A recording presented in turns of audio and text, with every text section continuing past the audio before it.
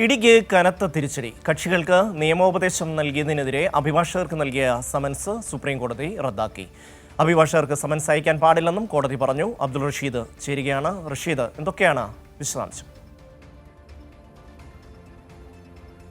നിയമോപദേശം തേടുന്നതുമായി ബന്ധപ്പെട്ട് അഭിഭാഷകർക്ക് ED. Summons അയച്ചതുമായി ബന്ധപ്പെട്ട കാര്യങ്ങളിലാണ് ഇപ്പോൾ സുപ്രീം കോടതി നിർണായകമായിട്ടുള്ള ചില നിർദ്ദേശങ്ങൾ മുന്നോട്ട് വെച്ചിരിക്കുന്നത്. ഇത്തരം കാര്യങ്ങൾ, അതായത് ഈ അഭിഭാഷകർക്കടക്കം നിയമോപദേശം തേടിയിട്ടുള്ള കാര്യങ്ങളിൽ റിപ്പോർട്ട് തേടാൻ ഇ.ഡിക്ക് അധികാരമില്ല എന്നുള്ള കാര്യമാണ് സുപ്രീം കോടതി ചൂണ്ടിക്കാണിക്കുകയും ചെയ്തിട്ടുള്ളത്. ഇത്തരം ആവശ്യങ്ങൾ വരികയാണെങ്കിൽ അത് കോടതി മുഖാന്തരമാണ് ചെയ്യേണ്ടത്.